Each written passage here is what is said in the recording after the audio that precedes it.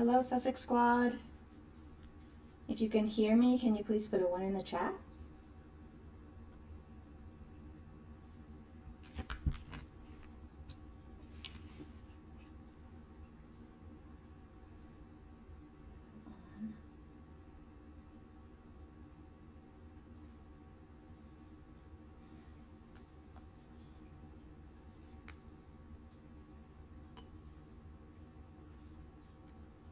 Okay, so we are going to begin today with a breathing exercise. It's going to be about a 1-minute breathing exercise just to get us ready for the show. So, will you please inhale deeply for 4 seconds? 2, 3, 4. Hold 2, 3, 4. Exhale 2, 3, 4. I want you to inhale again for 4 seconds. Take a slow, deep breath in through your nose, counting to 4. Fill your lungs fill with air, expanding your chest and abdomen. Hold the breath for 4 seconds. Gently hold your breath for a count of 4. And then I want you to exhale for 4 seconds. All right, so we're going to inhale 2, 3, 4. Hold 2, 3, 4. Exhale 2, 3, 4. Hold empty 2, 3, 4. One more time, last time. Take a deep, slow, cleansing breath in through your nose and hold 2, 3, 4. Exhale 2, 3, 4. So how's everybody doing today? This is the end of my challenge for this week of streaming for at least 5 times within a 7-day period. I hope you guys have had a wonderful day. If you can see me or if you can see the image on the screen of Meghan and Harry with balloons and or hear me, can you please let me know in the chat? Can you put a 1 in the chat if you can hear me? Let me make sure that I can. Oh, there you guys are. Okay, I couldn't see anything. My bad. Good evening, Teslin. Good Saturday evening to you, Joyce Anderson. Connie Balmer, hello. Okay, I know it's late where you are. So, hello everybody. You can see the image on the screen. I'm taking it, right? We're all right, dear. Got it. Okay, so any plans for anybody before we get started?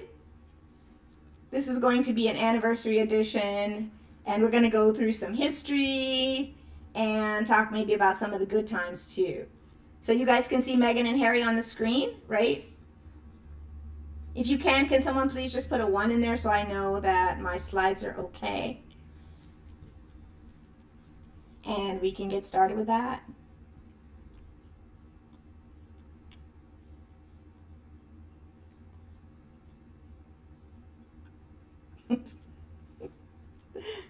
Okay.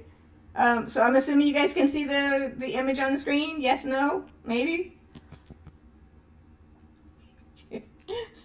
Thank you. Got it. So, here we go. Welcome to the Happy Anniversary Harry and Meghan edition of the Sussex Studio Experience Podcast. Yes, they're dancing. I created that image earlier today. It's what I imagine that they might be looking like right now, right? So, yeah, I'm really excited about today's episode. There's been a lot going on in the news though. Yep, they are. Thank you, Connie. There has been so much going on in the news. Maybe we should get to a little bit of that before we dig into the podcast. I keep hearing these echoes. We might have to do a small poll, guys, around the UK media continuously now beginning to talk about Harry and Meghan and their desire to get them to come back. So the consensus was the other day, no, that shouldn't happen, and they should keep their titles. So even the most conservative newspapers apparently are saying this, right? We need them. And the Sussex Squad is saying, no, we're not doing that. We're not going back to that island. And that's the consensus in here, right? So they're celebrating their anniversary on the 19th, which is also Malcolm X's birthday, right? There's a lot of things that converge. Mandela's birthday's coming up. The kids' birthdays are pretty close to now, right? And so this family seems to be very happy. Most things are going their way. And what about the governor?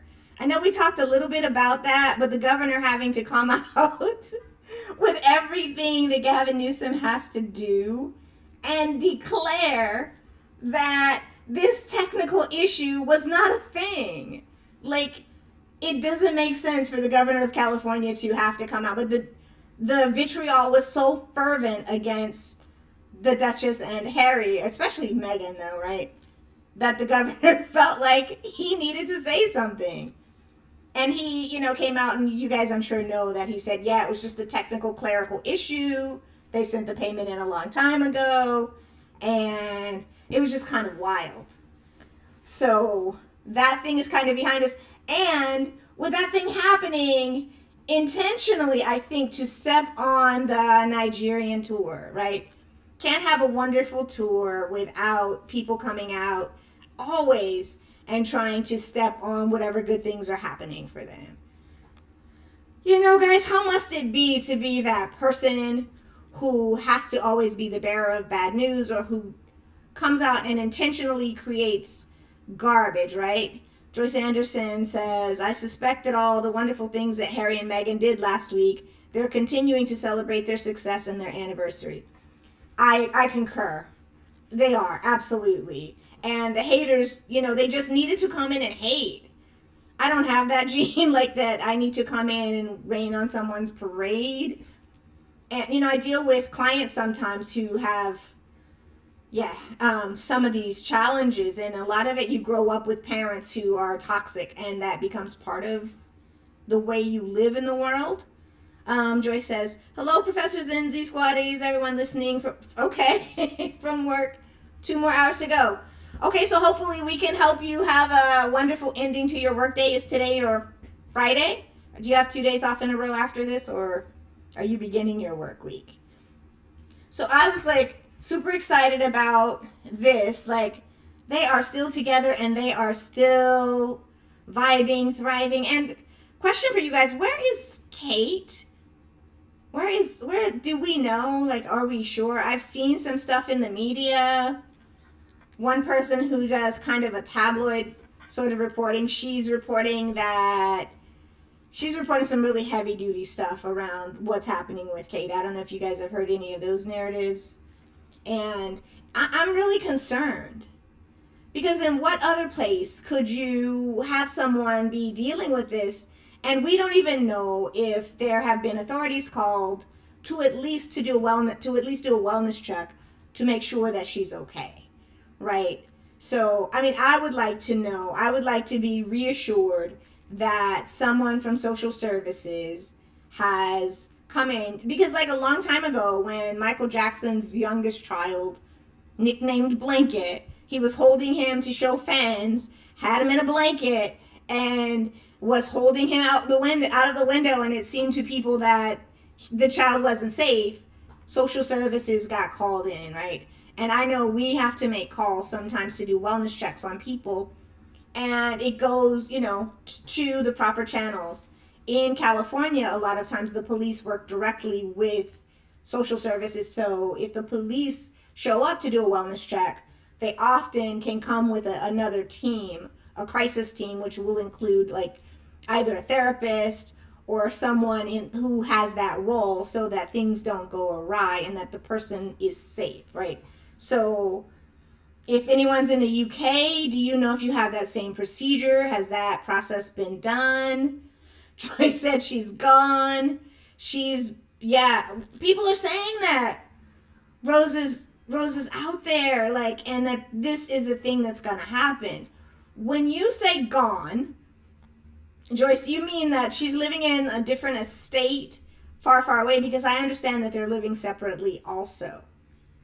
And they were supposed to be that couple, that magical couple that everyone was supposed to feel, connected to. And that didn't happen. And it seems that it's caused a lot of depression, especially for, allegedly the Prince of Wales, now that he has been dealing with depression, because every time Harry is out in the world doing some work, whether or not we've heard from the Prince of Wales, we will always see him. And I think he was digging and doing a couple of other kind of events when Harry was in the UK.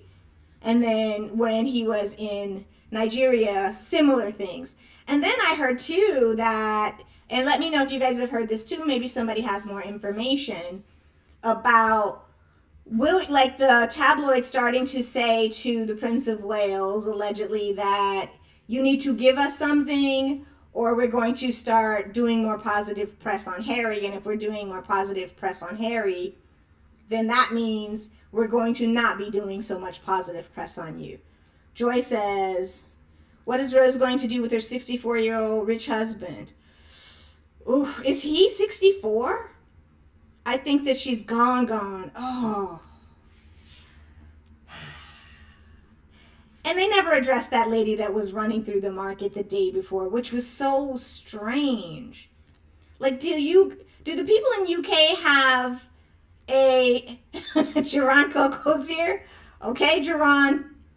Do the people in UK have rules around that, like we do here in the US?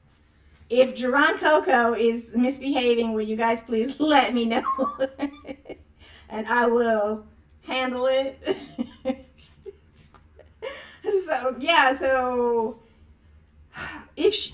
that's what I'm saying. Like, I think we have Freedom of Information Act, and we also have social services. And like I said, in the case of Michael Jackson, when the child was dangling outside of the window, and he was holding him in a blanket, social services showed up, and he had to take parenting classes to make sure that he was able to care for those children properly. And so I haven't seen the younger children in a long time. And someone said that the Princess of Wales hadn't been seen since maybe even Thanksgiving time, which is November here in this country, because they film all of the Christmas stuff. They film all of the Christmas stuff ahead of time. Okay, Geron Coco, you make sure you behave. And so, have you guys heard that too? That in the UK they film all those Christmas specials maybe even a month in advance. So maybe we haven't seen the Princess of Wales except on videotape since November. And this year's gone pretty quickly thanks to Cat Williams, right? All the stuff that's been happening everywhere. Like, it's been like one of the fastest years that I've experienced on record, right? So, so there's that. Like, we haven't heard from the Princess of Wales. The Prince of Wales is he looks kind of disheveled all the time, too. And what was up with that honor that Charles bestowed on him? Oh, hi, Novi! Giving him, the honor of being over Harry's platoon. That was wild, and they think that's a good look. Like, of all the platoons that they could have made him head over, they decide that they think it's a good idea to make him the head over Harry's former platoon. They don't know how salty that he looks. Who would want to? Like, you don't fly. You don't know these people. It just doesn't make any sense to me that's what happened with Harry's Harry's troop, right? The people so that's just, it seems to hurt Harry. But Harry's over here thriving, and I'm sure he's just whatever. Joyce Anderson says, Sweet William is imitating his father. Those two have not shown love towards each other in a long time. That's sad. I mean, it is. And you know what? I think someone may have made the point in here, but I also saw a writer I think maybe from UK, talking again about the painting that I still think a lot about, right? Saying that the painting is I think I said, someone talked about it, and I said it looks like iron, like blood that doesn't have iron in it, iron deficient blood. And so when, when there are cycles, the blood changes color. So we all know that, right? Or lots of us know that. So anyway, that whole painting is still stirring up a controversy because other people are also saying the same thing. Like, we can think alike. That Charles looks like he may have been what he described to Camilla on that infamous phone call when he said, "I want to be yours," right? And take a look at what Joyce Anderson said, and that's exactly what a lot of people are saying about that image. And I just went off on a whole butterfly tangent and focused on that one thing. But I think you could take almost any aspect of that painting and you could focus on it and you could see the different elements. And I still don't think that the painter, Yao, was painting him in a flattering way. And what choice did Charles have but to stand there and eat it, right? He had to stand there and take it. Like, dude, you said this is what you wanted to be. This is your dream. Now I'm making you this, and the whole world is going to be able to see that version. And then I see this ominous monarch butterfly sort of looming and telling us the tale, right? Let's see. Marshar says, my song for Chuck's blood red portrait. 1, 2, Chucky's coming for you. 3, 4, you can't lock the door. 5, 6, you're gonna get 6. 7, 8, it's too late. 9, 10, Chuck is in. Marshar, you are wild. You are so wild. That's, yeah. We could make that a rap too, right? I know that when President Obama had his portrait painted a few years ago for his official portrait, it was a contemporary artist and it was painted in a contemporary way. And I think Charles, who is said to be a fan of the arts, maybe got that idea from there and said, hey, I want something that's magical like that too. But he got a different kind of magic, right? He got sort of the Wicked Witch or the It magic. You guys, I've never seen It, but I've heard enough about it.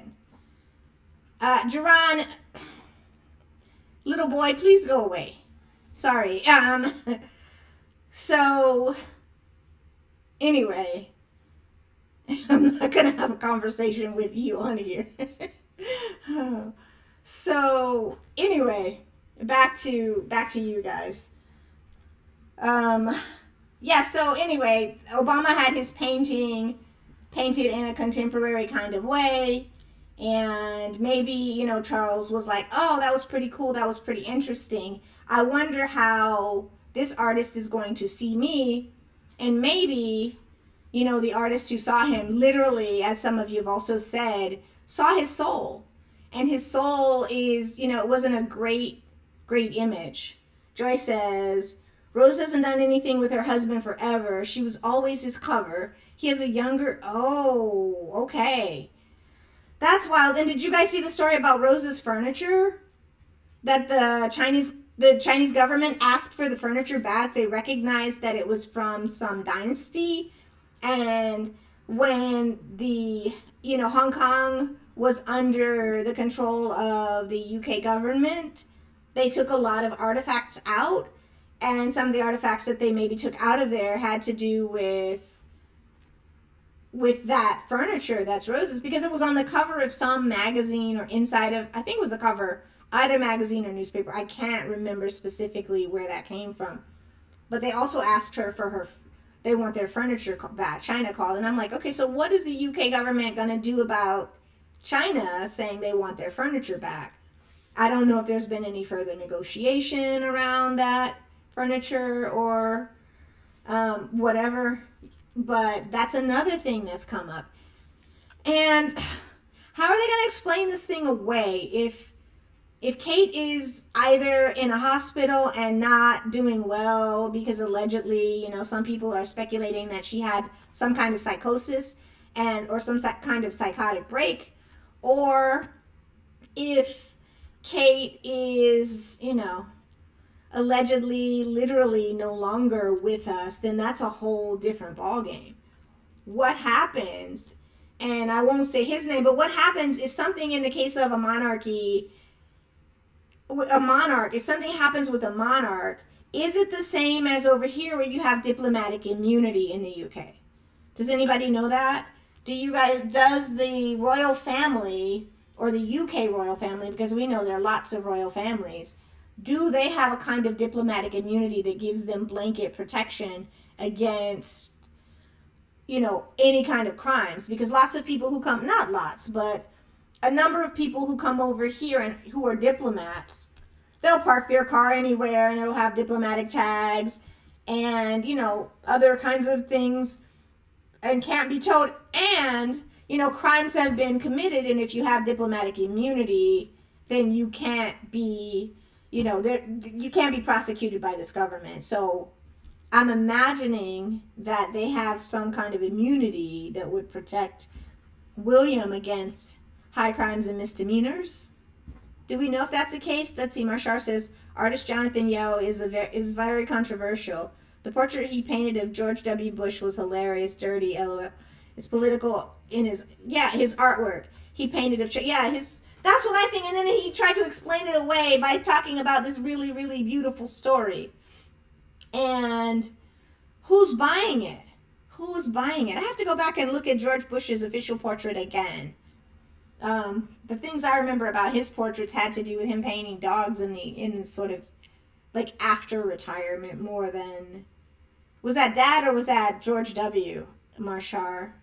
Kate's gone for long. Yes, they have immunity. So would the people rise up? I mean, they didn't really rise up. You guys didn't really rise up in the case of Camilla or like Harry with all this stuff. I haven't seen it. Maybe you have. But the way Harry's been treated in the UK media, and, with the squad out here working overtime to try and push back on those narratives against, all the lies that have been told allegedly about Princess Meghan and Prince Harry and their children, right? All the things the vitriolic things, the bias, the racism that's provable in the press, and then the press being weaponized and looking, to me, allegedly, like it's radicalized, because this is not normal hate.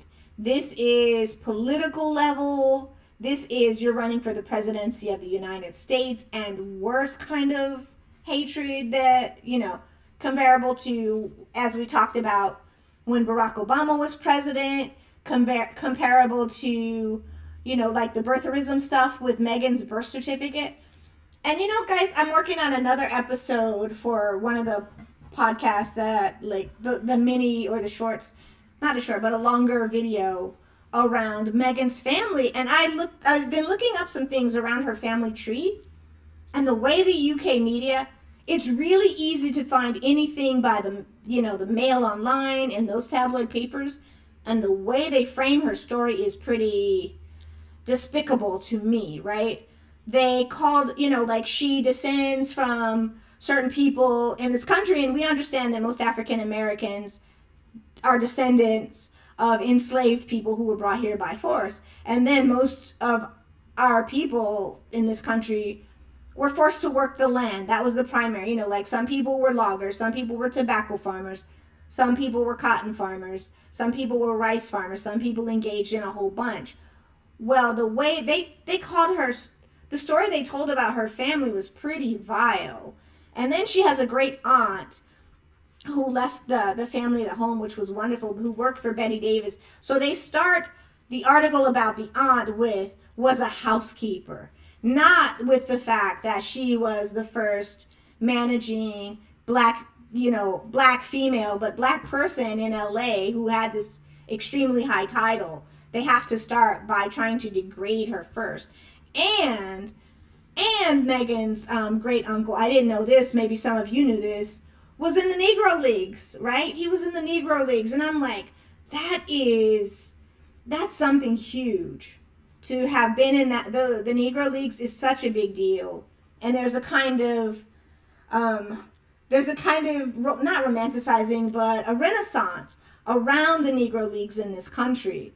And so people like Jackie Robinson, who, in quotation marks, broke the color line, broke the color barrier, and he had to be this kind of, there were people who were better baseball players than Jackie Robinson, right? But there were not people, and he was, he lived in California from the time he was very, very young, I think he moved from Alabama to California when he was very, very young. Anyway, he was this kind of Barack Obama-esque guy.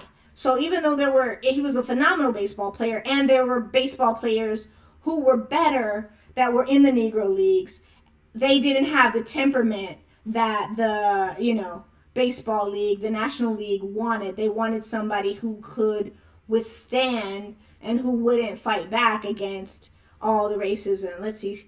Did I miss anything? Yeah, so they wanted so they got Jackie Robinson.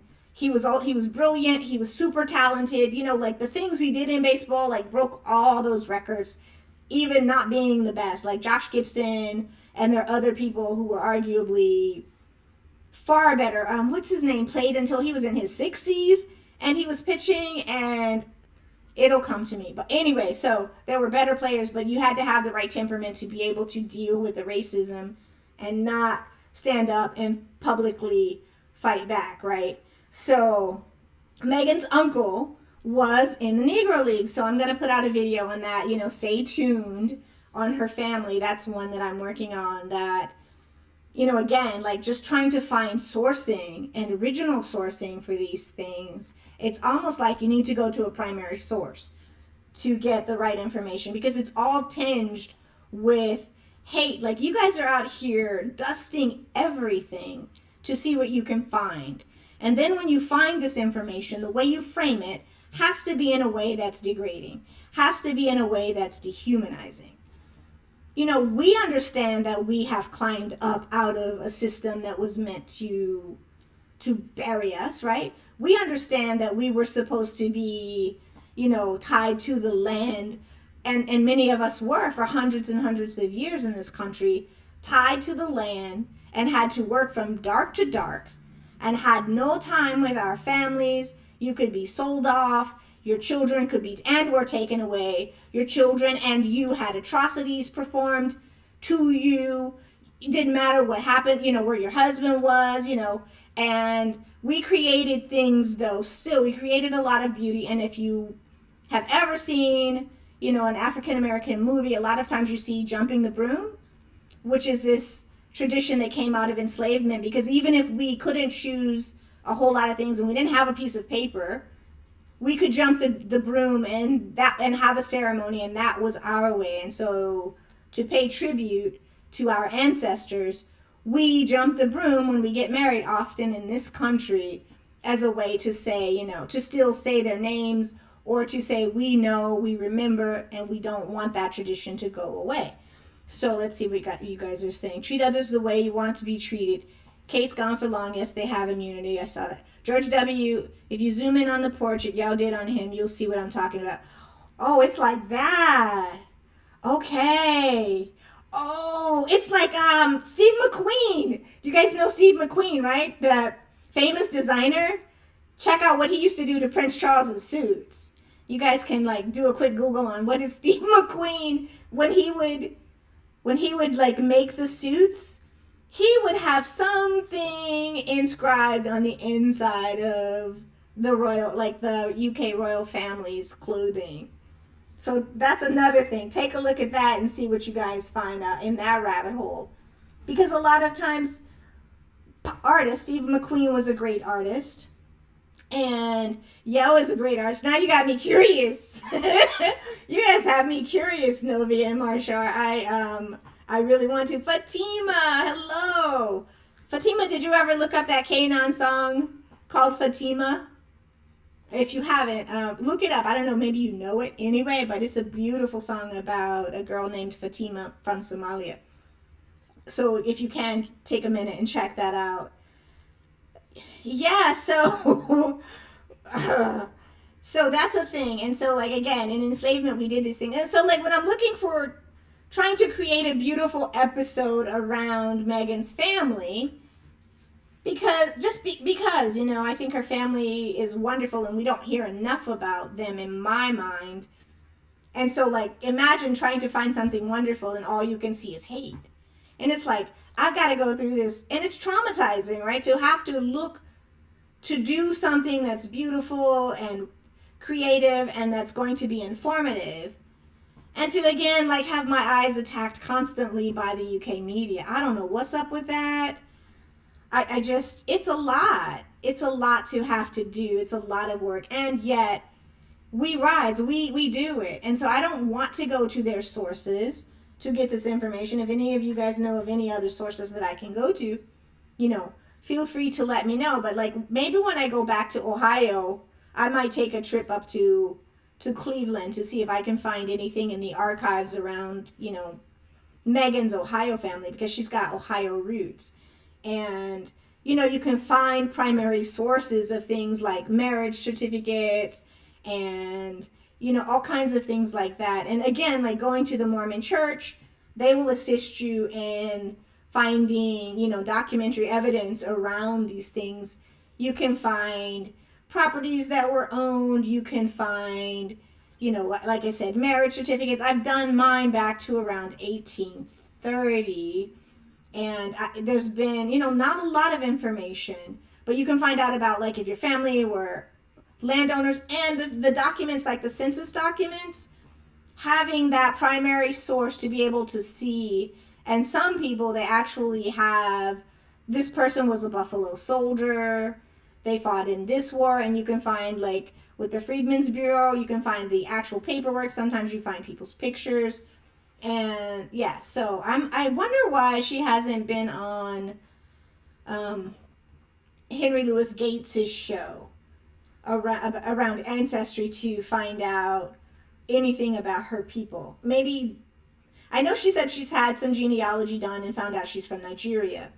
But they, you know, Henry Louis Gates on his show, he traces your family's history, and he does a deeper dive. He has a whole team of investigators that comb through all this information, and it's a lot of work.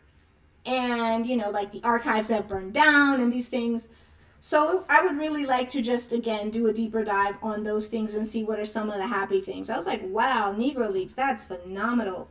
So her aunt that owned the house that they, you know, inherited, I believe, her aunt was a housekeeper, again, and there's no shame in that. I mean, we had to do it for free for how many years and generations.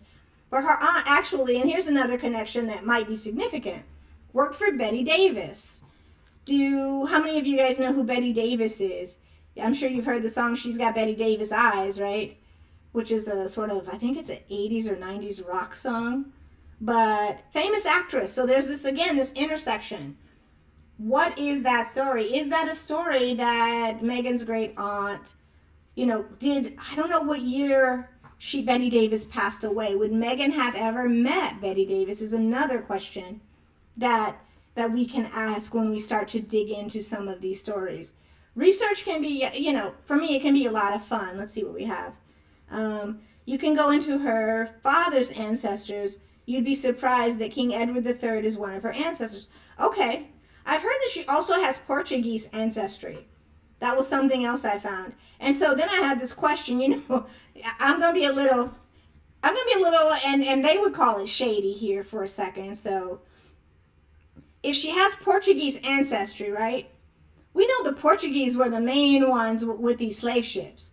Did they stop off in Nigeria? And does Thomas Markle have any Nigerian ancestry? That's just a question that I'm going to ask too. Because if the Portuguese comes from his side, and, you know, a lot of the Portuguese people with Portuguese ancestry have African ancestry too, right? Because those ships were going, did anything like that happen? Let's see, Marshar said, would the Mormon church have any documents on Black Americans in all states? I grew up in the South, and there were no Mormon churches. Absolutely. So you can go to your local Latter-day Saints church, and there are genealogists that work there, I think 6 days a week. And they can get you the documentation from whatever state that you want the information from. They will sit down with you, and they will work with you to help you trace your family's ancestry. I did mine in like 2000. It's been a long time. I did mine in like 2000, right? And I went to Arkansas to, you know, all the bureaus of vital statistics, got birth certificates, death certificates. And no matter where I went with my, like, I was trying to do this with my ancestors before they passed away. and we all went together and they had stories. So it's nice to take people with you or to sit there and at least make phone calls. If some of them are still alive, they will work with you. They will go through that information with you. They will point you in a different direction. And if they can't find it, there's also the one in Utah. So if you ever want to do like a trip to Utah, they have the skilled people, and it's all free. Like we made donations, but it's all free. Let's see. Gloria says, with respect, that's not going to be helpful right now. Maybe not going to publicize it on air. British press make it. They may. And, I try not to censor them. Because they're going to go after, in my mind, they're going to go after her no matter what. And so let them listen, let them eat cake, let them try it, because they don't necessarily want it with me, not today. Let's see. Ingrid says, Professor Zinzi, my Professor Zinzi friends all over the world. Hello. Oh, she's saying hello. Jerron, is he misbehaving in here? Jerron Coco? Because if he needs a timeout, let me know. I will. So-called Jerron Coco, you need to be kicked out. If I hear another complaint, you're done. You would think he would be playing with kids right now, right? Let's see. God the Son of Jesus saves. Hi. Marshall, fasten your seatbelt. It's going to be a bumpy night. A famous line Betty Davis had in the movie All About Eve. I love her movies. She died in 89. So Meghan could potentially have come into contact with her. That would make a lot of sense. Because when was Meghan born? 81 or 82? 82 or 83, somewhere around there. So she could have, because if the aunt worked for her for a long time, it is feasible that maybe they went to visit. Because when, that could be. That'd be a question to ask. Her great-great-grandmother was from Malta, if I remember. That's on her father's side. Yeah, somebody's from Italy, too. Hello. Okay, let's see. Anything else? Yeah, so maybe the aunt talked about, because we talk about our work sometimes when we come home. And it's not far-fetched for me to imagine that she could have introduced her to her at some point, even as a little girl. 81, yep. So she would have been around 8, right? Is that what you said? 88 or 89? She'd have been 7 or 8 at that point when she could have met her. So, yeah, depending on months and all that stuff. So, yeah, and that's what we do. That's what us, the Sussex Squad does. We do this work because we have to. We do this work because we love the Duchess. We love being a part of the squad. And they're going to try and sully up whatever they can. And we're going to find beauty in it. Because what good did it do them to do all this stuff to Duchess Meghan and Prince Harry, Princess Duchess Meghan and Prince Harry, if they were going to beg for them to come back? Like the ancestors, and those storms that come from West Africa, they come up on the shores of the eastern coast of the United States, and they bring tornadoes. It's a whole lot of stuff at the bottom of that ocean. I would say they can keep trying it at their own peril. Because it doesn't seem to me like any of these people who have, formed a weapon against her have prospered. And they're not doing well. Like you see the reporters losing their jobs. You see them coming to YouTube. No shade against YouTube, right? Like, Mr. Moron himself has a show allegedly on YouTube. And so they have to, they're losing. I don't see them winning. And Dr. Shola is still out there doing what Dr. Shola does. And now the conversation again has turned. They thought that she would have to come back, or Harry would have to come back begging. They thought, these titles are so important. And they messed around and found out that even watching old interviews of Meghan, even watching her on Suits, like you could be informed by her character that she infused her character with a lot of herself. And so if she's infusing her character with a lot of herself, what you saw was a woman that was proud, a woman that didn't take any crap, a woman who was gentle, and a woman who persevered and got, she ultimately got what she wanted, right? And she was a loving person. She'd been married one previous time, tried with him, didn't work. Had never heard her say an ill thing about him. I know the press was trying to get him to say things about her. I don't know if that ever was a thing. But the only person they managed to get anything really negative about the Duchess, Princess Duchess, is, the other side, the daddy's maybe side, right? Allegedly. Like, they got things from, yeah, you guys know their names. I don't even want to put their names in my mouth. And so, and they got those things because they got paid.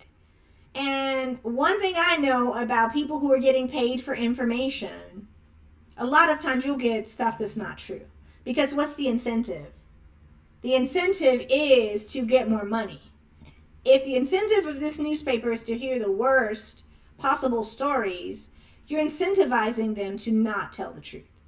And for certain people in that family, with the Pushy Princess book that they were supposed to write, allegedly, right? I don't know if that ever came out. But, they had their own baggage with their own children who were not a part of their lives, allegedly, right? So, again, like, I see these people in the media losing their jobs because of cuts. I see them, and that Nana woman, what's going to happen to her? Like, I am so over her. And that fake group of, how many was it? It were like 4 or 5 Nigerian people allegedly on this fake talk show or whatever talking about, are you impressed? And you just look at them and like, how much did you guys make to sit up there with that salty face, right? And just spew, like, we don't care. We do not care. Make your money, Clarence Thomas. Make your money, Candace Owens, allegedly, right? And now where's Candace Owens right now?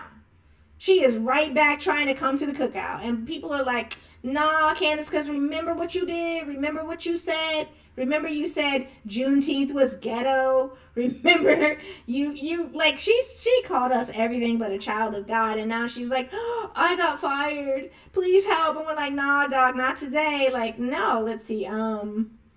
Marshall says the hate-filled derangers are finding out in disparaging Meghan. He isn't playing with them. God gives orders and the ancestors are carrying them out. They better leave her alone or lose everything. And that's what I see happening. If Charles is sick, we have Camilla allegedly at the helm. That is wild. Queen Elizabeth allegedly did not like her. And I'm using very mild language to describe how Queen Elizabeth felt about Camilla. Like, all of this because the Queen said, no, you can't. I mean, Charles could have gone rogue, I suppose, and did what he wanted to do. And he decided to whatever, but he kept up that relationship, and it cost his family everything. Because not many people, I should say, are willing to put up with a third person. What did Diana say? There's a third person in this marriage or something like that. That's devastating. And then your children, and William said, what did he say?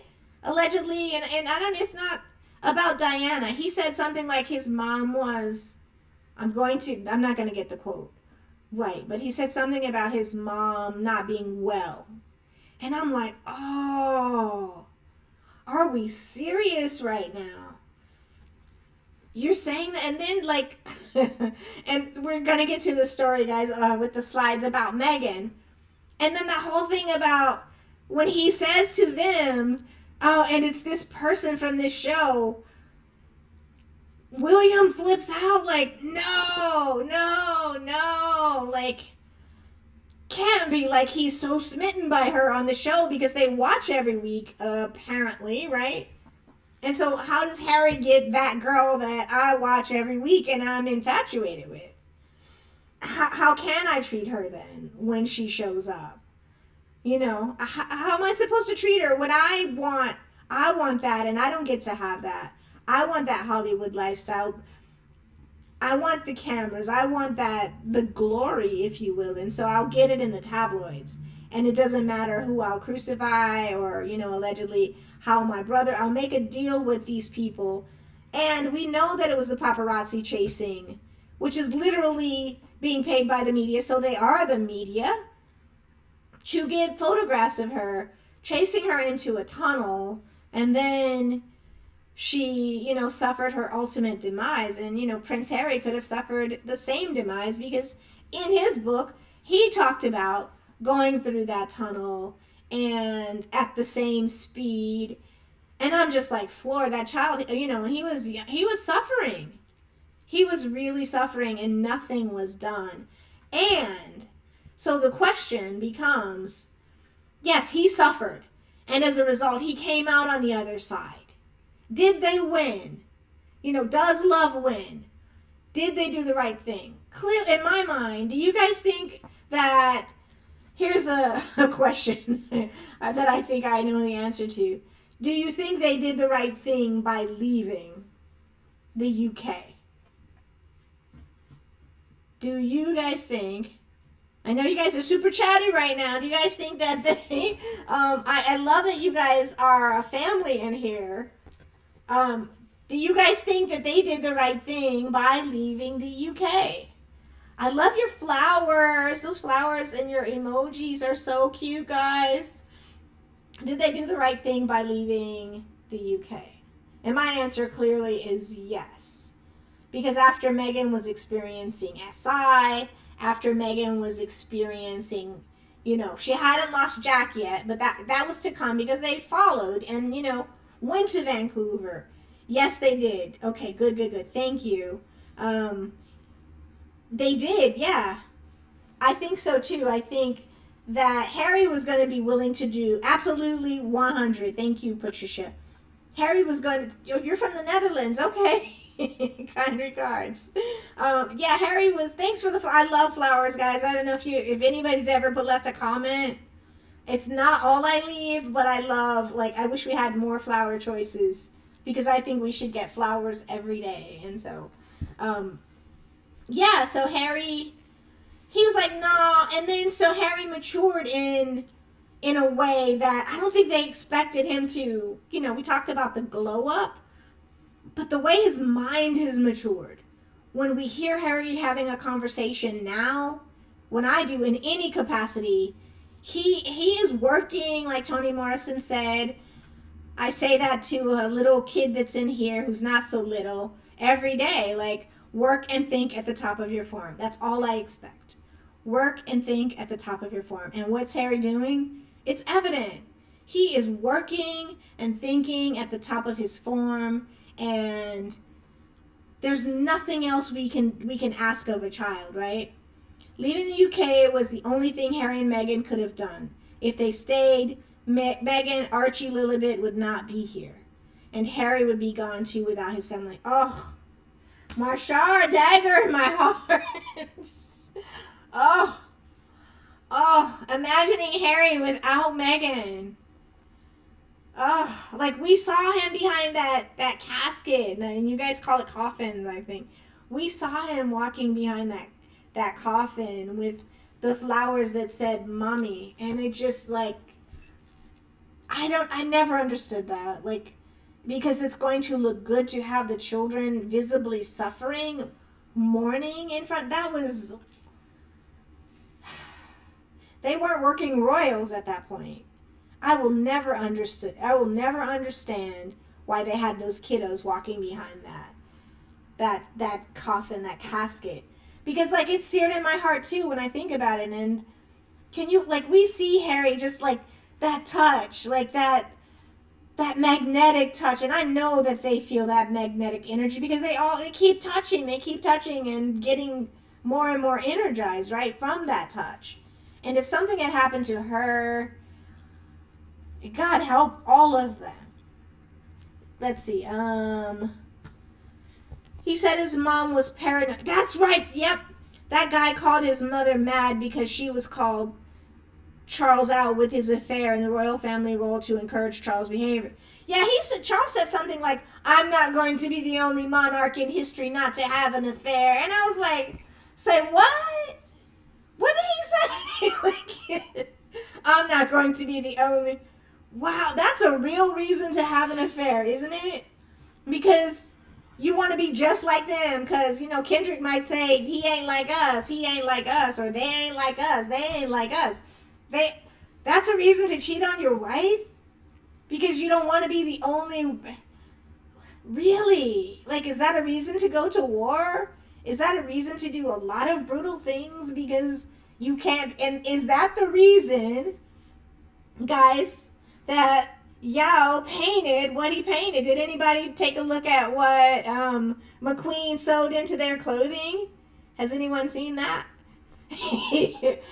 Take a look, and it's pretty bad. And so, yeah, that was pretty wild that he said that to her. And she was such a child when they got married. She was a baby, like a literal teenager when they were dating. He said let's see. Treat others the way you want to be treated. William is mean and miserable like Charles. And do you think that he looks more miserable than Charles right now? Because he's maybe, people are saying, it's alleged that he's not with the person that he wants to be with, that there was a different woman that he was in love with. And, maybe there was a connection between he and Rose. And if you're with a person that you don't want to be with, and you're already miserable, but can you imagine how his children are suffering? And what kind of trauma he's passing down to them, and not only trauma, like what lessons is he teaching his children? What's he teaching Charlotte? What's he teaching George, right? You're literally teaching these kids to either be treated the way you're treating your wife, or to treat your partner in the same way. I can't, I'm sure he loves his children, right? And why put them through that? Kids, especially when kids are young, the emotions that they feel against their parents when they're 12 or 13 or 14, the emotions they feel when they're angry are different when they're 14 or 15 than they are when they're an adult, right? So you feel anger a lot more strongly. The betrayal thing, like if you've ever known a kid whose dad cheated on their mom, or if you remember being a kid and one of your parents cheated, the amount of hate that most kids often feel, and it's black and white thinking, right? The kids are like, it's a yes or a no. Like, it's a no, and now I hate you. And that doesn't go away for a long time, if ever. Those feelings, they get seared in those kids. Like, I don't care, you can't tell me anything. He was bad, I hate him, and that's the way it's going to be until maybe I'm around 25, 26, or, I start to have a partner and I'm in a serious relationship and I see that there can be more nuance. Not that there should be cheating, right? Like, because adults should handle things better, because our brains are not child brains. Our brains have gone through the pruning process, and by the time we're around 25, we have mature brains and we understand things differently. But yeah, he's searing those kids with a whole lot of things that they don't need. And I don't know, I haven't seen Charlotte. Do we know if they're in school, or I heard that they were being homeschooled right now, or working with people at home versus going to school. I know we've seen George. We also saw Will out during a birthday party. Was it Charlotte's birthday that he was out? The dad out allegedly. We can't say 100% for sure that he didn't have cake and ice cream with her before or after. But it wasn't a good look to be out when your kiddo is having a birthday, right? Willie's more miserable since Harry married for love to a beautiful, intelligent, sweet woman. Remember, Willie had a crush on Meghan? Yes. He hates Harry. He got his crush for real, made him crazy. That's exactly right. That's exactly right. Like, she is that girl. Not that he could have handled. How do you handle if you're that? Yeah. But she was the girl of his dreams, right? When he was watching Suits with his wife, he and Kate allegedly watched. I think they said that to Harry when he brought her up, right? This is who I'm dating, and no, like, so they knew her from the show, and that was wild. And so you get the girl, not only like the girl that I watch every week on TV that I'm infatuated with, you actually get to be with her. You've kissed her, you've held her, you've been with her romantically and all of these things. And now I'm angry because, for whatever reason, and maybe it was love in the beginning, maybe it is love now, I don't know, allegedly, like maybe it just doesn't look that way to me on the screen. When I watch the two interact, when I watch the Prince and Princess of Wales interacting, it doesn't look like they're very happy, which is, I think if he were happy, things would be better, right? Yes, everything Prince Harry and Princess Meghan did to remove themselves from that toxicity, they were right. I say this to anyone in such situation: get away, no matter who you are. Yeah, because thank you, Karen. It was dangerous for them to stay on that island. And, you're a pregnant person. Can you imagine what's passing on to your child when you're pregnant, right? It's not good. Like all the energy that you have, you're feeding into that baby. And I know she was working as hard as she could and loving on that child. And she's being attacked, like she is dealing with a literal war from the press because she had a successful tour, right? And so you're salty because I had a successful tour. You wanted me to go and flop. And now this whole Nigeria thing is blowing up in their faces because, they're saying all these salty things in the press, like, and then trying to delete tweets and delete whatever they're saying. And, like squatties keep receipts. And so we saw it. We heard about it. We saw it and somebody recorded it. Ingrid said, Patricia, it's Sunday, 3:00 in the morning. So, like, yeah, I think you're 6 hours away apart with the East Coast. So from us over here, you're about 9 hours away. So, wow. It's late over there for us. William is sick and jealous of his brother. That is so... Does anybody else feel a little bit sad for him that he has to walk around with all that anger, all that jealousy, all that... Like, who wants to be William and be mad all the time? I would not. I would not want to walk around and be jealous. Like, do you? Why don't you work and think at the top of your form? William, if you're listening, UK media, whomever, you want some tips about the Duchess? Work and think at the top of your form. Do the best you can every day, at least in some part of the day. Doesn't have to be 100%. But if you try 100% in a couple of things every day, things will get better for you. You will be smarter. You will be kinder if you decide to work on those areas. Your work will be more respected by yourself and probably perceived better by other people. They did 3 successful tours for the royal family. And they got upset, right? Marsha's like, Marshar, you don't feel bad for him at all. But would you want to have a brain like that just felt jealousy for other people? Like, with all that he has. And, like, do we deny that he was a handsome child? I think he was handsome till he was about 16, 17. He was a kind of a handsome kiddo, right? And then, I don't know if it was Harry becoming popular or what happened. Because, like, yeah, his look started to go in a different direction. Someone called it the biggest glow down, which is really salty, allegedly, in history. Patricia says, "Oh, Ingrid, my dear, why are you up? Get some sleep. You deserve it." Are they partying in the Netherlands too, like they are in Sweden? I mean, Switzerland.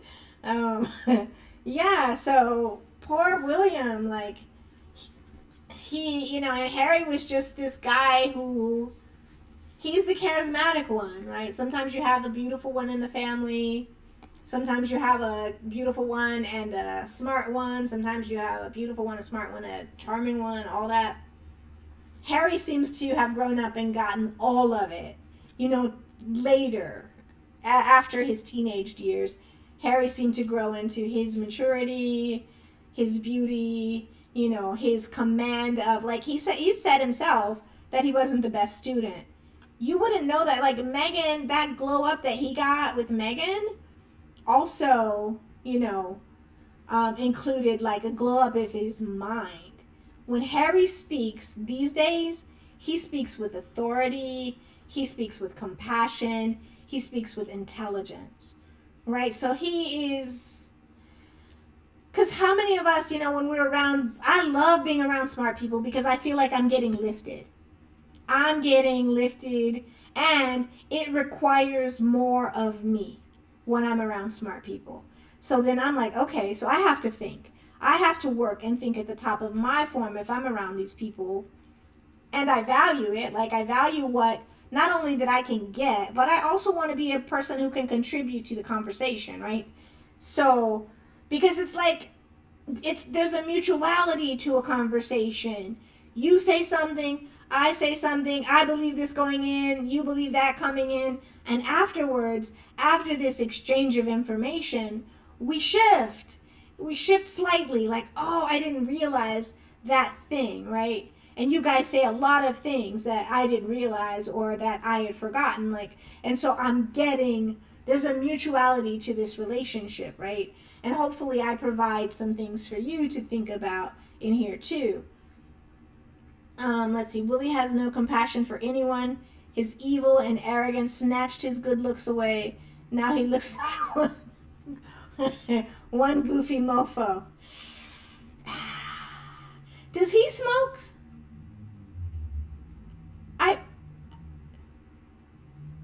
I know, or I believe allegedly that Camilla smokes. I thought that Catherine smoked. I can't say 100%. I would say 75, 80, I believe she does or did smoke. But William, I can't recall if he smokes at all. Maybe. But if he started smoking young, like, who was that talking about William started drinking? One of the reporters, you guys have to know. One of the reporters talked about William having a drink with him when he was very young. Isn't that right? Or am I just out in somewhere off in left field? That he could handle a stiff drink at like age 12 or 13. Do you guys remember that? Nobody feels sad for William? Diane. I just don't think he would be the person that he is today had his mother been able to live, right? Had his mother been able to live and have a life that she deserved. She would have been, not a perfect mom, but she would have been able to mitigate some of that stuff that she was working on. Because they give him. And then there's this kind of entitlement. You have to, when you have kids that are inheriting that much, you have to try and mitigate that and balance that by offset it by doing something else. Okay, so we're going to do some community service work. Okay, so we're going to go take this trip and we're going to do this thing. Okay, you're not going to get that expensive thing. This is your allowance. Okay, you have to do these chores. But if nobody's mitigating that, then, and they're encouraging the traits of narcissism and bad behavior, then what do you get? If you require nothing and you give everything to a kid who already seems to have certain values or a certain kind of personality, allegedly, you're feeding that thing that doesn't need to be fed. That thing needs to be softened. That thing needs to be like pointed out and shored up so that this person can grow up to be a whole human being, right? Meghan helped Harry to become a stronger public speaker. Remember in Spare, he said he got nervous during speeches. Now he does them without notes. Yeah, he definitely, like, because from my life, my perspective, when I've been around my friends who are brilliant, right, and they're speaking without notes, they're helping you learn how to better hone those skills and think better on your feet. Like, okay, I remember this, and now, like, it's just like exercise. Your brain is, it's easier for your brain, it's getting more flexible, and it's easier to do these certain things, right? And some, like, things I worry about growing older, I think sometimes, like, my father's mom had Alzheimer's, like, a really heavy, she went through this burst of energy, and then boom, she was confined to a bed for years. And they say that if you do a lot of mental exercises, that can mitigate it, right? I haven't had any gene testing done to see if that's going to be passed down to me. But what I do try and do to mitigate that thing is to make sure that I am doing mental exercises as far as thinking and reading and listening to and participating in things that are going to try and keep my brain flexible. Because I don't want that. Like, of all the things I can get, that's the one that is not it for me. I don't want, for me, in particular, I don't want that thing, right? My mom's side, none of that. But his side, yes. Let's see what else we have. Meghan helped, yep, okay. Yes, he did drink and he does drugs. That, and think about it. I don't know that they got a lot of, I'm saying allegedly, mental health help as kiddos after the death of their mom. We understand that Harry said in Spare that they didn't get almost any kind of emotional support. You would think that an auntie would step up, or somebody, right, in the community, in the family. Who's gentle in that family, though? Fergie? I don't know. You'd think, though, that somebody would step up and try to shore the boys up, or make sure that maybe in 24 that would happen, but you would think even back then. William didn't have to accept that honor, even if it was given it to him. If he was a loving brother, he could tell the father, stop, enough is enough. But he couldn't wait to get photo ops like Harry. He looked allegedly really silly standing there in his fatigues that were green. Like, dude, those things needed to be washed and worn, and, like, it just looked like he went to Walmart and got a set of fatigues right off the rack, and he didn't look, maybe I shouldn't. He didn't look great in the outfit to me. He looked like he was cosplaying. Do you guys agree that he looked like he was cosplaying? And why pose him in front of a helicopter if he can't fly? Like, what's that about if he can't fly it? Right? I know sometimes I get people on my page saying a whole lot of, like, hateful things, and I get a lot of, or not a lot, but I get, oh, Harry couldn't fly. I've gotten that. And I'm like, really? Like, is that what we're doing? No, we're not doing that. We're posing in front of this thing as if we can fly it, right? And you're right, I think, Karen. I think you're right that William didn't have to accept that honor. If this is my school, this is my troop, like, what is up with Charles? What does he believe happens after death, I wonder? Because why would you do that? And I think Harry was just like, I'm paying you dust. Because what do the troops feel like when he shows up? They understand what this is. They understand that this was, because for me it feels retaliatory. For what, though? Why are they still retaliating against Harry? And, we have more bullying claims. From what year that we're going to bring out about the Duchess? Like, can you guys just stop already? What do you think you're going to get? You're just looking more and more desperate in your attempt, because it hasn't come out in all these years. We're going on a decade now. They got married or they started a relationship, I think it was 2016. sometime around there. And so we're 8 years on in this relationship, and moved into Queen Charlotte's place and all that stuff. Oh, and guys, Bridgerton's out. I don't know how many of you are interested in it. I started. I haven't finished the episode 4. It's not Queen Charlotte. That was my favorite one. It's starting off a little bit slow for me, but just so you know, if you're Bridgerton fans, it's on Netflix. And I think it's going to end with a bang, though. I think it's about to get juicy in this episode that I'm about to watch, which is episode 4.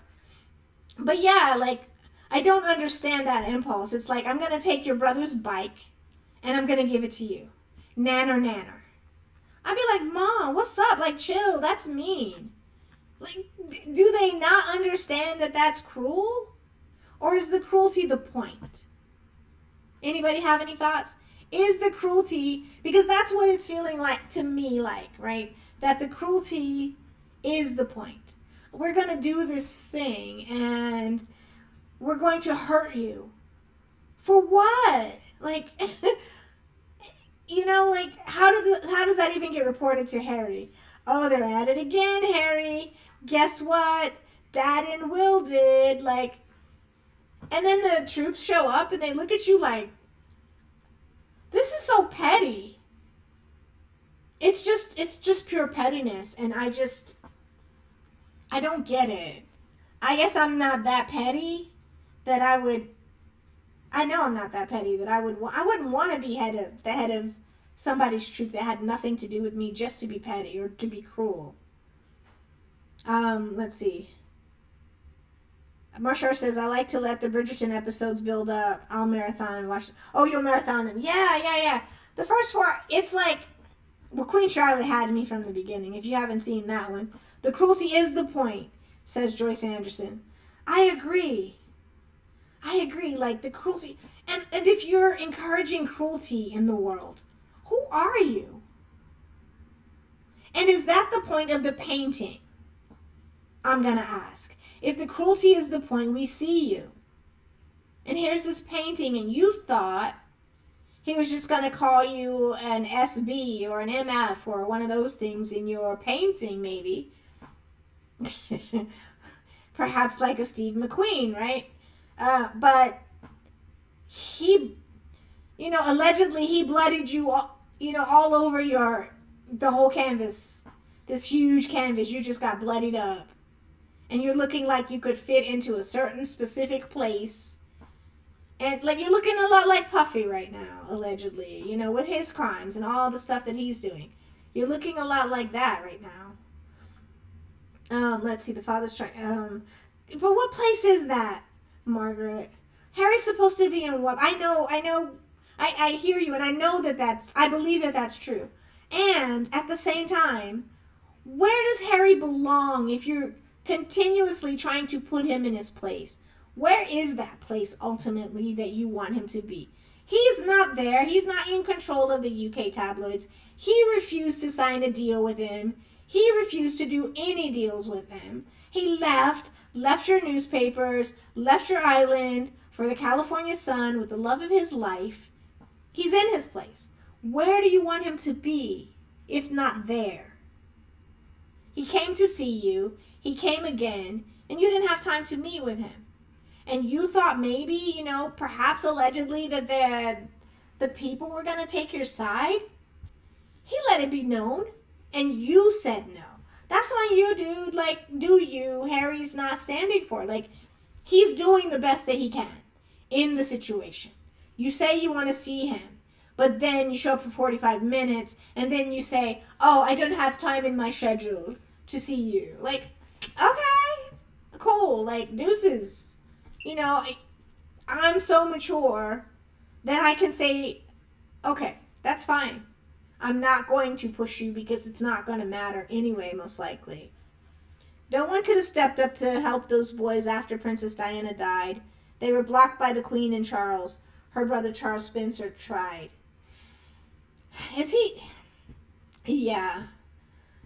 The aunts, they seem to love the aunts, though, don't they?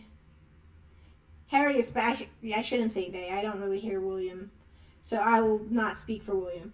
Harry seems to love his mom's sisters, right? And so sad. Just sad. But where is his place? Does anybody, you know, have we figured out where his place is if it's not in California that Charles would like him to be?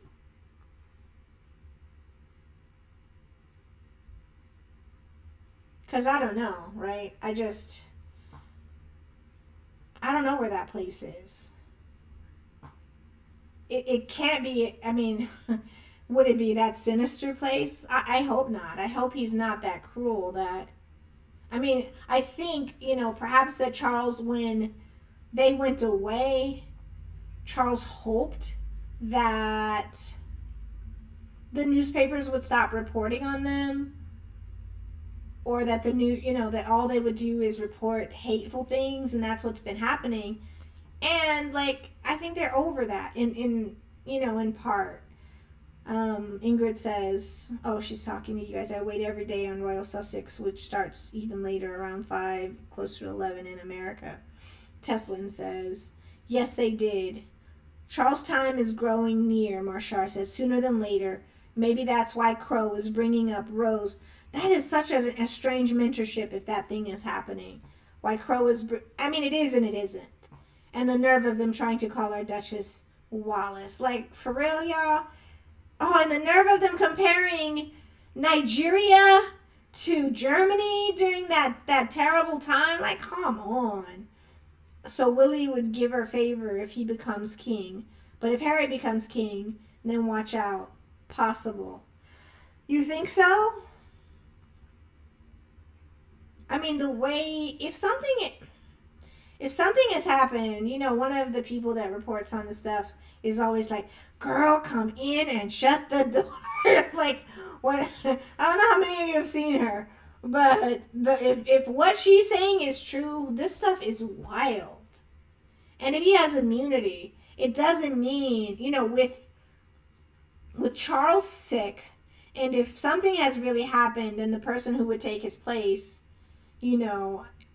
something has happened, in my mind, if something has happened, then who steps up? Who will stand up and carry this flag? Is it going to be Camilla next?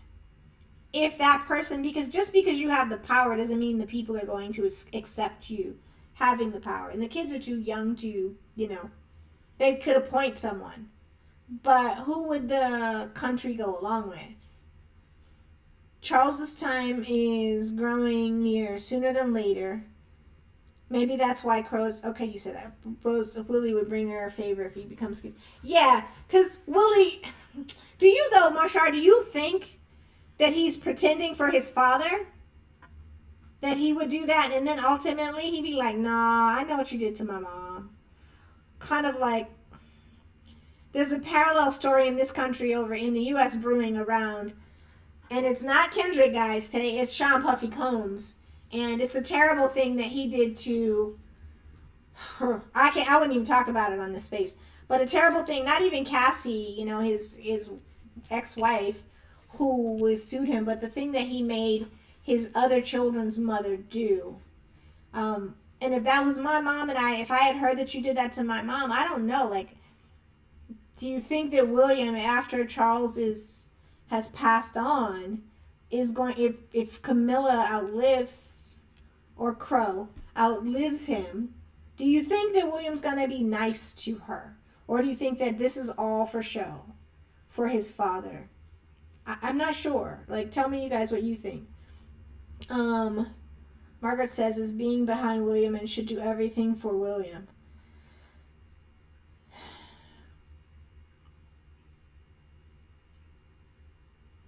The cruelty is the point. If you have to remember the royal family always have to win, and Princess Meghan beat them at their game, so they will keep going after Prince Harry in any way they think they can hurt him.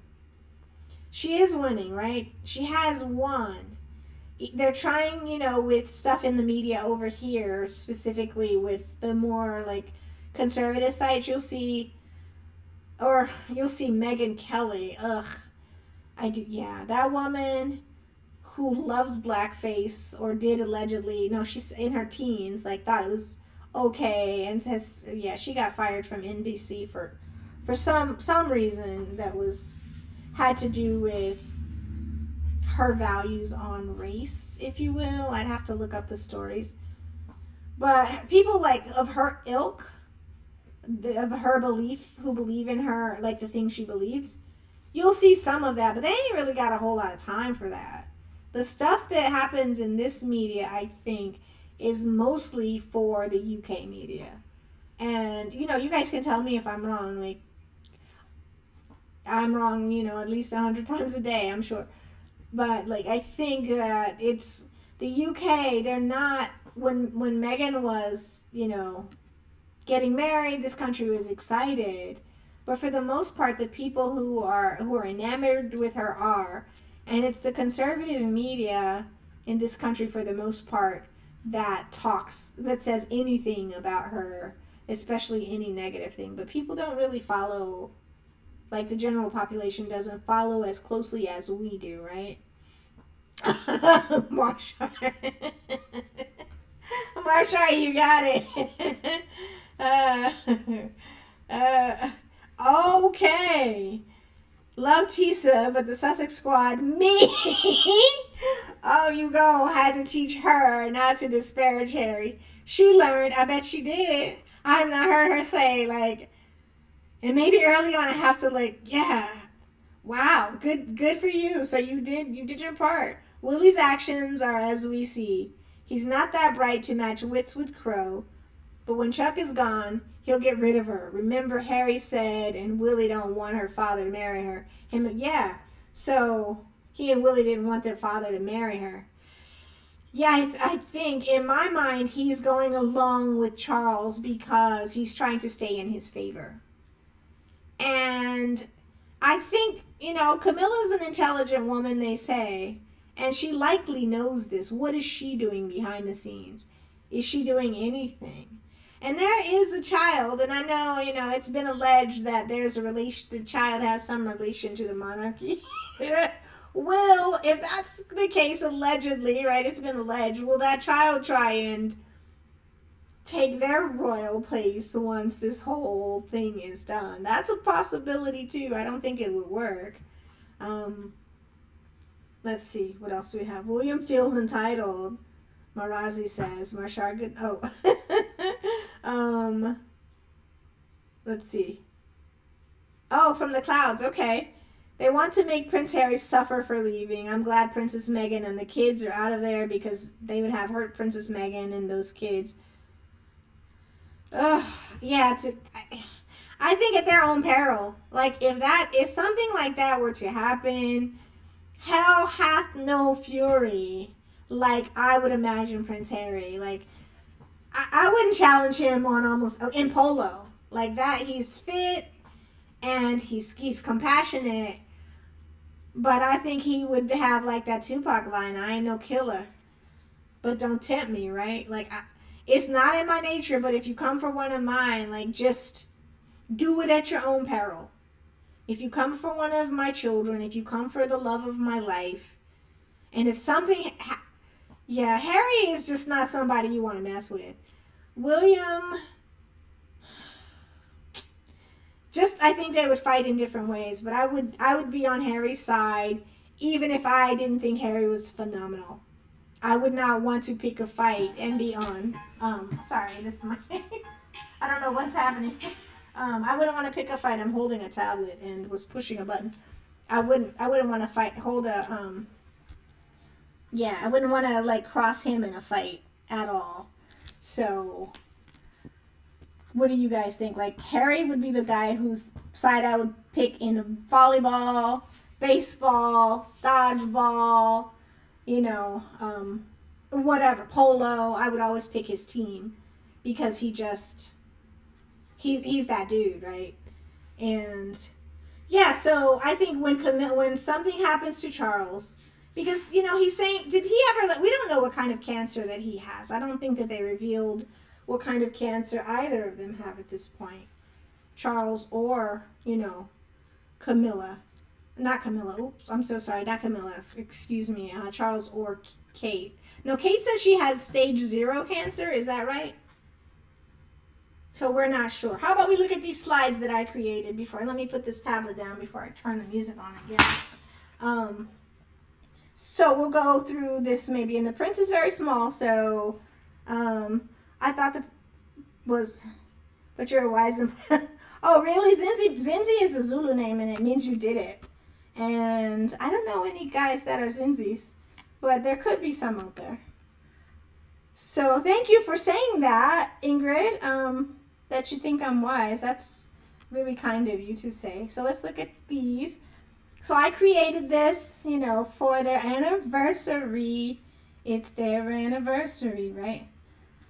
So this is just the title of today's episode, Royal Rebellion, the umpteenth version of a true saga of Meghan and Harry, right? Subtitle, Sussex Studio Experience 2XS Podcast featuring me. Here we go. Oh, did somebody say something? William do need to stay in Charles' favor. He has the upper hand. If was man enough, Camilla would not be queen unless the father promised him something to go along with him. Yeah, I never understood the whole thing about, and when the older lady got, she was sick and helpless, and they knew how she felt about, that woman, and he still, do you think she has something over him too? Like the wife? Perhaps. I don't believe Chuck, or you don't believe they have cancer. The only true cancer Chuck has is, could be. And let me see. So this print is so small on the screen, guys. I'm so sorry. The beginning of a modern fairy tale, ? Do you guys think that when they got together that it was the beginning of a modern fairy tale? Meghan and Harry's love story in 2016. Oh, their story started with a blind date, right? We know that. The moment I saw her, I thought, this is Harry. I'm really going to have to up my game. And then Meghan said, we met for a drink, and then, what are we doing tomorrow? We should meet again, right? So that's sort of the beginning of their story. And then they have some milestones. They got engaged a year later in November of 2017. I'm sure most of us remember that. And then they got married on May 19th in 2018, right? And then here's the quote from my guy. Guys, if you don't know, I love James Baldwin. Love does not begin and end the way we seem to think it does. Love is a battle. Love is a war. Love is a growing up. What do you guys think about that quote? Anybody love James Baldwin in here? Put a 1 in the chat if you know James Baldwin and love him. Can you guys do that? That's like one of my favorite guys forever, ever, ever. I saw an interview of him recently in French. He was in France debating some civil rights stuff here, and he did so much for civil rights in this country. Anybody like James Baldwin? If you do, can you please put a 1 in the chat? Nobody likes my guy? William and Charles are petty, and the people are finally starting to see it. No ones, guys? No? Going once.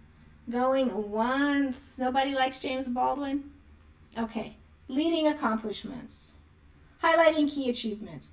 So their achievements are, right, some of the ones that I'm highlighting. The Invictus Games, founded by Prince Harry. We know that to help wounded veterans.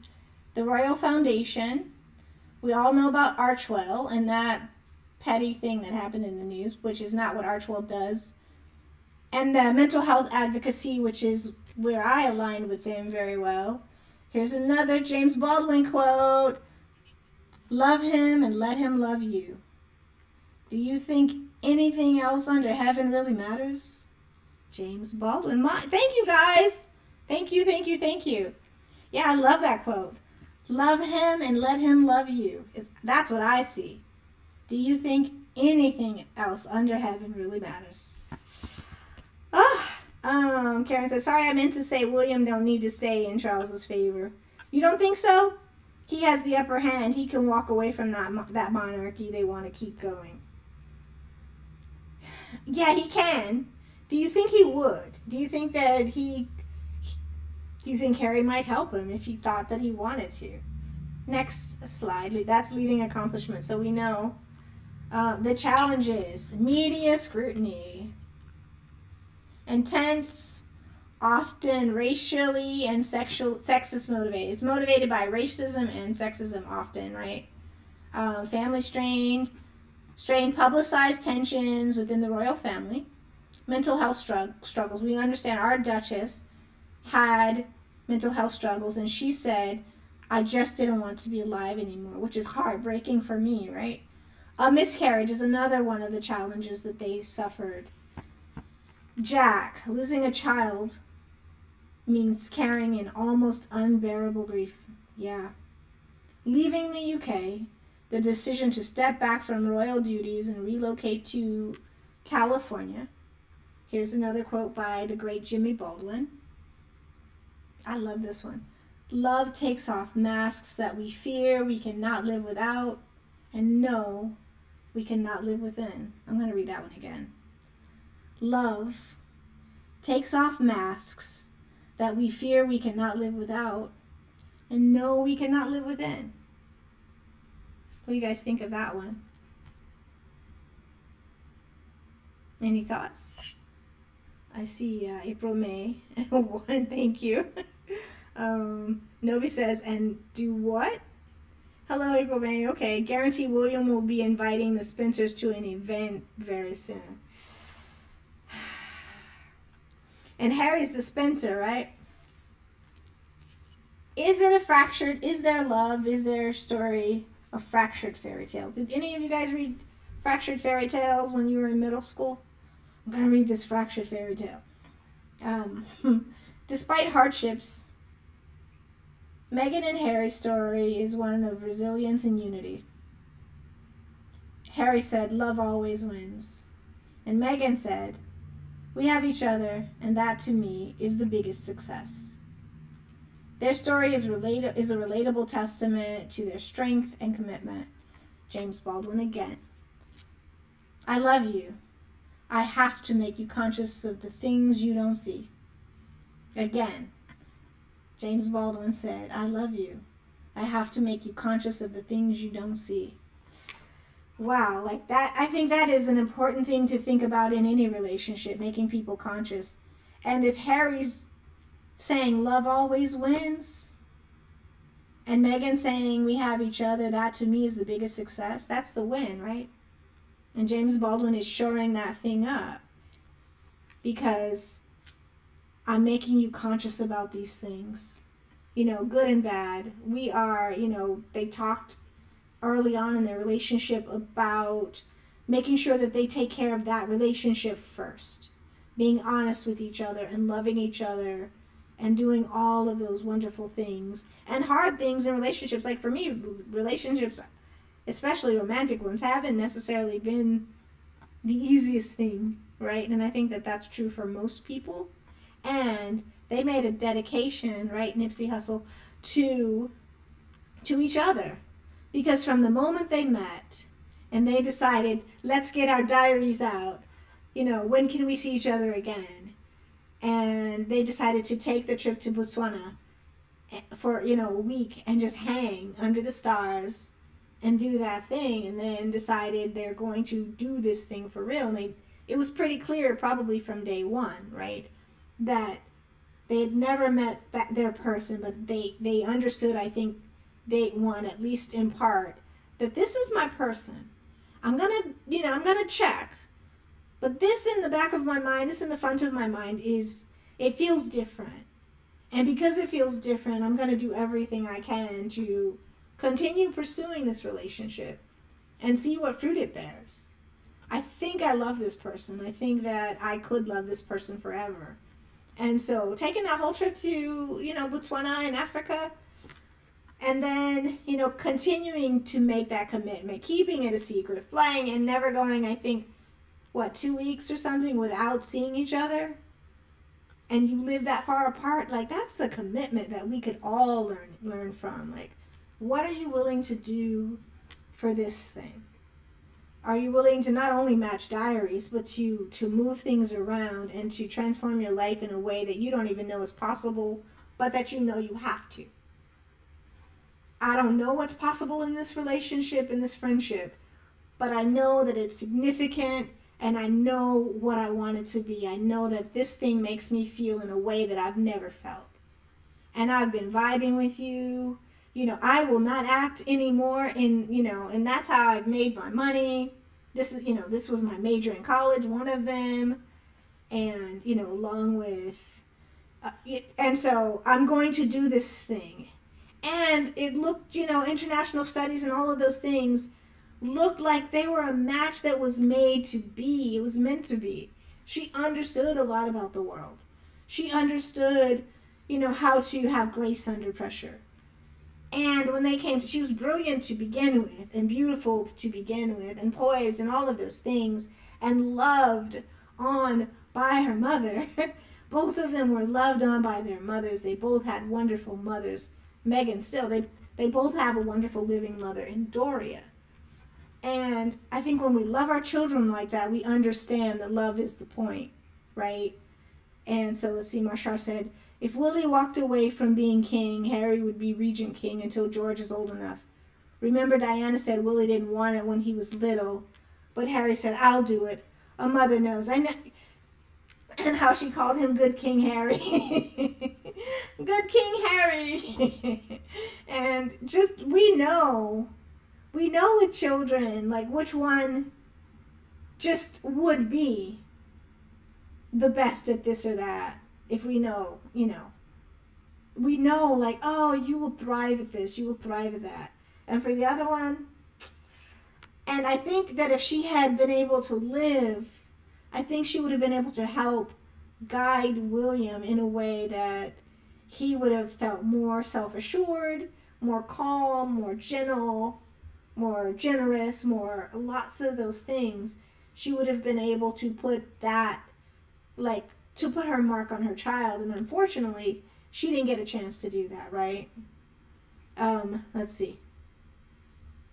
Karen says, William is not man enough or brave enough to stand up to Charles to tell him if he make her Camilla queen, he'll walk away. I didn't understand that. You're asking your children to be nice to a person that their mother despised, allegedly. Right? And maybe not allegedly, but that their mother despised on record, that, this person pretended like she was mentoring me. Like, if someone pretends that they're mentoring you, I'm going to say allegedly, they think you're a fool. And they're doing these things with your partner, with your husband. Like, that's wild. And the fact that you would, and it happens in marriages, like, people break up and expect their children to be okay with the mistress or with the man that I was, having an affair with. And for children, their brains can't handle that for the most part. And so they ask these children to be okay with that relationship. And not only that, like to stand next to her and to bow down to her as queen.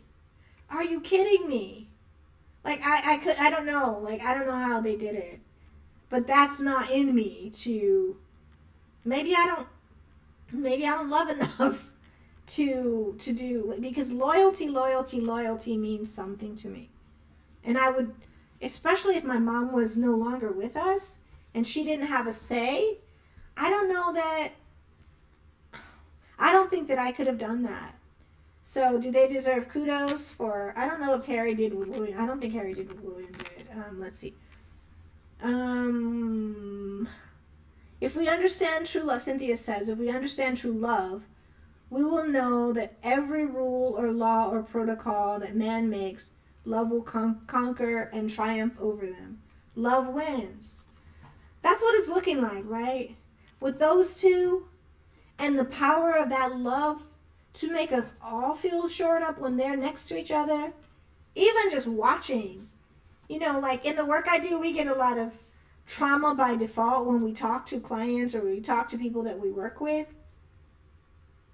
And when we watch them on the other side, we get a lot of vicarious love, right? The squad also gives a lot of vicarious love in Twitter, on YouTube, like everywhere we go. You know, when Anita's screaming, Meghan, Sussex Squad, like, you know, Meghan felt that.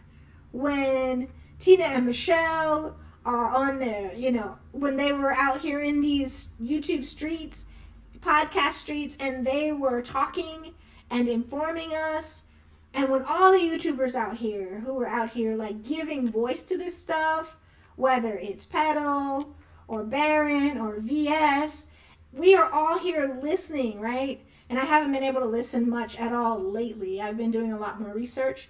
So it feels like when I'm watching lately, it's like, oh, I should be doing research. So haven't been able to. But when I was not doing this, you know, a few days a week, I was, you know, participating and listening and riding with these other squad members and talking to my colleagues and my friends.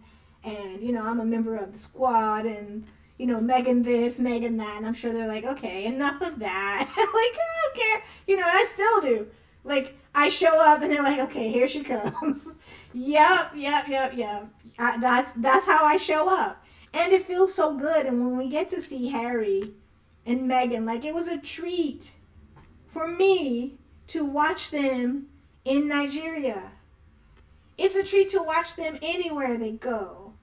And, you know, they try and get a bad picture of Meghan. And you see, like, I know YouTube and the media, since they put those pictures out around that the media said, no, this isn't going to work for us about Catherine, that nope, these are manipulated, that they're getting a lot more strict about images and people manipulating photos even on YouTube.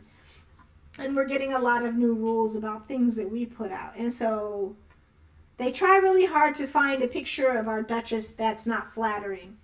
And that's been so hard for them. That's been because her beauty shows up, you know, on her face, but it also shows up in like the vibes that she puts out and the energy that she puts out. The photographer is likely smiling and feeling a lot of joy as they try and get that shot. You know, like, it's infectious. For me, it's like, oh, I love them. I really, you know, think they're amazing and I want to be around them and all that stuff. So, yeah. I think I'm going to get ready to end the episode here today, guys. How was today's episode for you guys today? Did you get what you wanted? Did you want to say anything else before we say goodbye? Let's see what we have. Prince Harry and Princess Meghan have the true old-time love. They love each other. When she said, I didn't want to look him up on Google, she wanted to know him from him. That's real. Respect him. Yep. Absolutely. Because Google will tell one story. And if she had looked him up on Google, she might have found one story that has dogged him for a very long time. Right? And part of that goes back to listening to his brother, you know, and he didn't necessarily have the discernment to know this, me putting this costume on for this party is going to change the trajectory of my life in some way, and I'm going to be like paying for it. And if he had to pay for it, putting on that costume, you know, he had some good came out of it because he did a lot of good work to work on himself and to educate himself and to understand, because I think we understand in the squad that we love Harry and Meghan and Harry and those kids and their parents and all of that. And we don't think they're perfect. And we see transformation in them every day. We've watched our Duchess, who was brilliant and beautiful, and she is very changed today. I'm sure she had some naivete when she went into that situation and was a lot more innocent. And she came out, you know, looking like a warrior woman, right? The Dora Milaje. Like, she came out looking like, okay, got this, we got this. You know, I'm an Amazon. I'm one of them. So, and I'm still loving and I'm still kind, but don't mess with me, right? Prince Harry and Princess Meghan. Oh, I read that one. Kate's sickness, I believe, is a. You think so? You really think so? It's a ruse. They love each other. When she said, I didn't want to look him up. Oh, yeah, I read that part. Kate's I believe, because when the Queen died, Kate said she just wanted to go and raise her children, and she's doing that. If that's the case, why not just say that? They would give her grace. Do you think it's that and the thing with, the thing that's in all the newspapers? Marshar says, as always, your episodes are fun and informative, Professor Z. Thank you. Thank you so much. I do try, right? Love wins for Sussex's well-being and joy. Fun and lively podcast. Thank you so much, guys. I won't be on tomorrow. We are almost, though, guys. You know what? We're almost at 1,000 subscribers. I think there were like 990 the last time I checked. I need 10 more. I'm like, these last 10.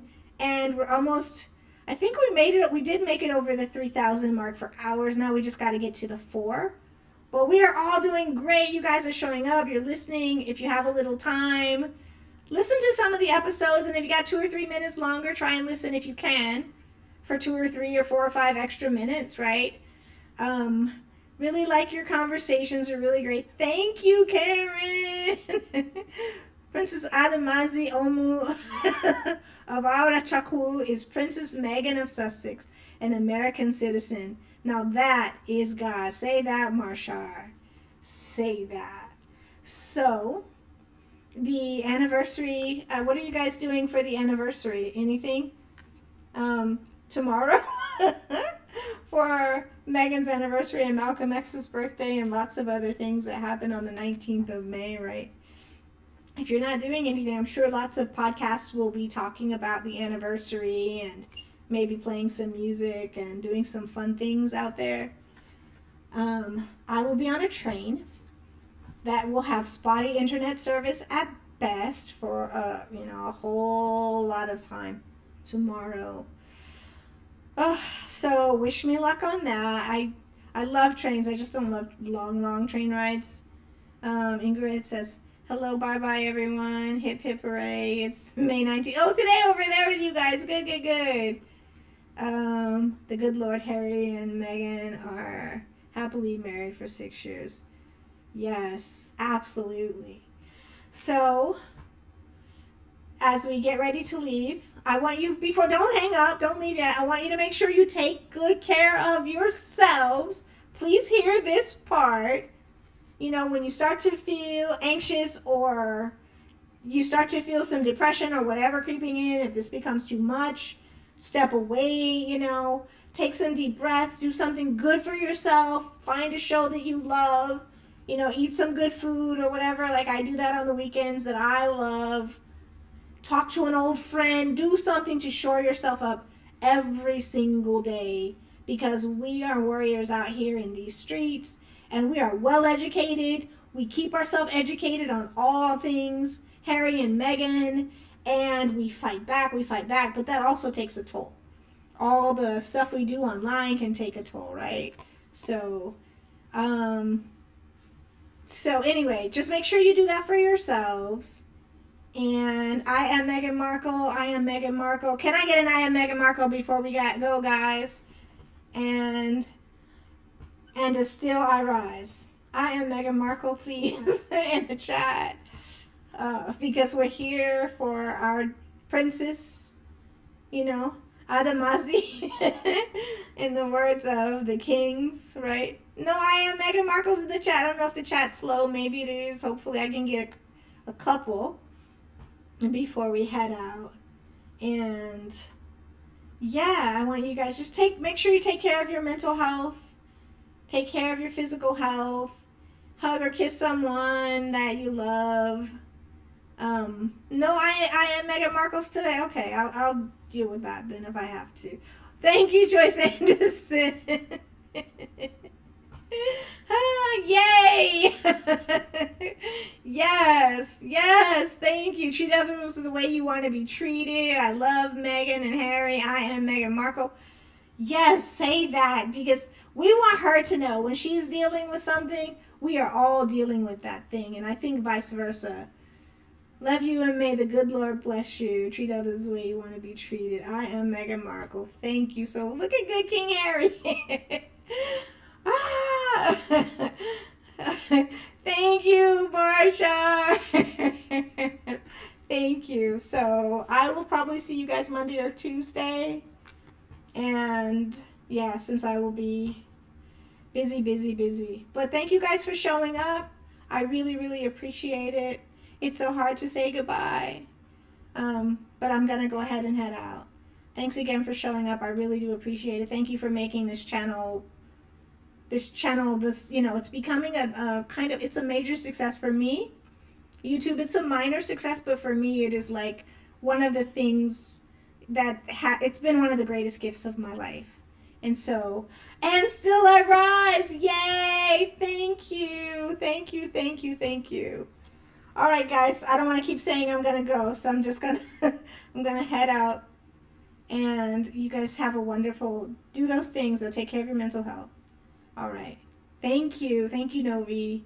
Maybe I'll see some of you guys in the chat streets, in the comment streets before I go in the morning. All right. Love the squad. Love you guys. Bye-bye.